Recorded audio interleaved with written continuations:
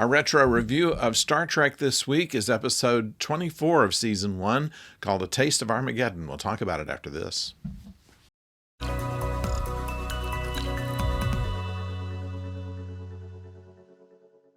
Hello out there, I'm the oldest nerd, and in this case we are going to Eminiar 7, pronounced somewhat differently depending on who's saying it, but this is something I've noticed in a number of Star Trek scripts, is that the actors read the scripts but they don't listen to each other whenever they're pronouncing anything, so it turns out that sometimes names are pronounced differently. Someone will say, I'm Baltor, and they'll say, nice to meet you, Baltor.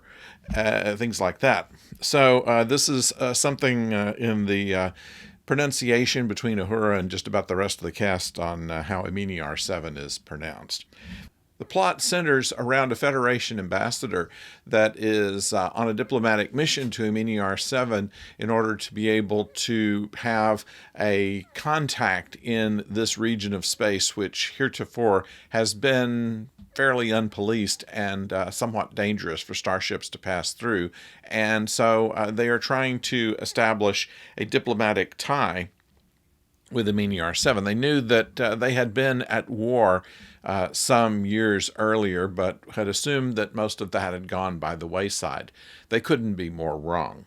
As you know, this civilization was the one which had a war done by computer. They would have simulated battles, and whoever won would be the victor, and whoever lost would have to send people to disintegration chambers.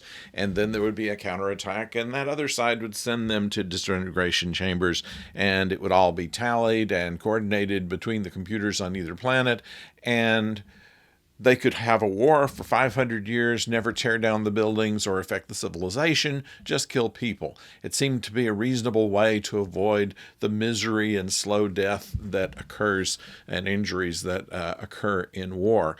However, this was something that went against the whole idea of Captain Kirk when he went down to do a scouting party on just why they had issued a Code 710. Code 710 has never been used elsewhere in the series, but it was to show that the planet didn't want you to beam down to them or to go in orbit around them. And usually it is a matter of getting permission before you orbit a planet, especially in an advanced society like Eminiar 7. And the Prime Directive, which did not seem to be well in effect on this episode, said, well, we don't care what they want. We got business here.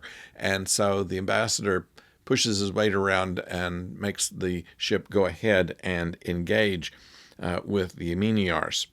The USS Valiant was the ship that was there before. It's one of the mentions of the 12 starships that were around at that time.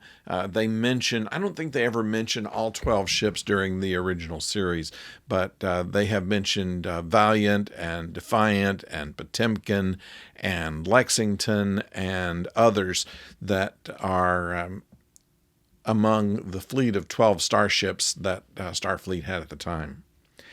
Anyway, as they're going down, they are told to take Phaser 1 with them. This is the handheld phaser, not the pistol type, but the snap-in power pack to it, which can be used on its own, and called Phaser 1 for a short period of time, and after that, it just really wasn't mentioned. They would either go down with the small phaser or with the pistol, depending on whether they thought there was going to be trouble or not. Also, they said screens instead of shields. Now, in the early development of Star Trek, Gene Roddenberry considered the deflector screens to be something that would keep not only space dust from tearing the ship up when it went into faster than light speeds, but also to serve as kind of an armor plating like military ships would have. Later, they changed that nomenclature to shields. Nobody ever said why, and in fact, back to the motion picture, the Star Trek The Motion Picture, they mentioned screens again. It seemed to be something that Roddenberry liked better than a lot of the other people who were writing for this. Once again, an interesting thing to note is that when they showed MIA 3, required attractive lady on the planet that can be charmed by Kirk, at least by a small amount. Whenever she's shown in a one-shot, she's in soft focus. And they seem to do that with just about all of the romantic interest on the show. They show them in soft focus, and maybe it wasn't as noticeable in regular resolution television, but in the original film, which was remastered for high def, it's very obvious when they're shooting a woman through a soft focus lens and the clear focus that they have on Kirk and other characters.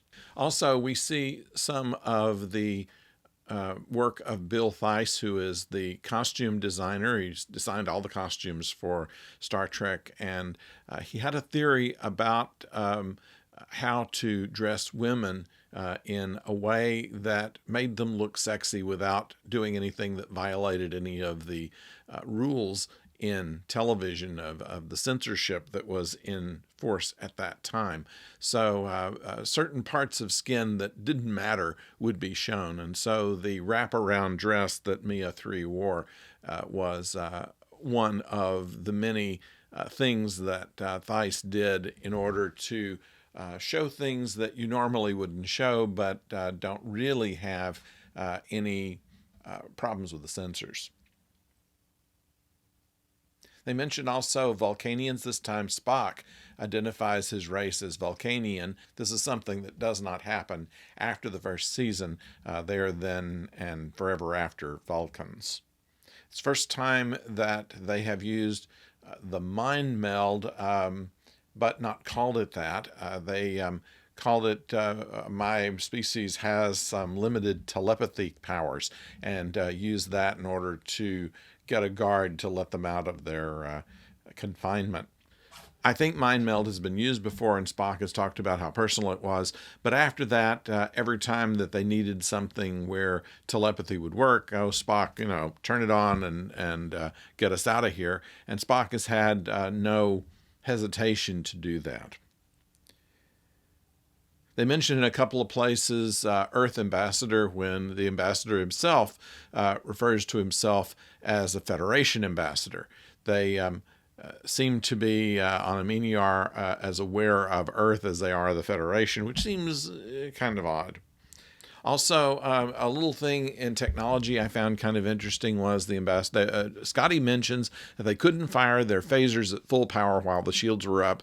However, Ambassador Fox is able to beam down while they're still up. So this is something that is a little at odds with how they will define it later, when you have to lower the shields in order to use the transporter. And finally, I liked the last line of the show where they're talking about Kirk's gamble of ending this war. And Kirk says to Spock, well, sometimes you work on a feeling because that's all you've got. And Spock says, you almost make me believe in luck. And the captain replies, and you almost make me believe in miracles. Hope you like the show, and I hope that you will subscribe to us if you've not done so already, and leave some comments below, and we'll talk about this online. So until we talk to you again, don't go far.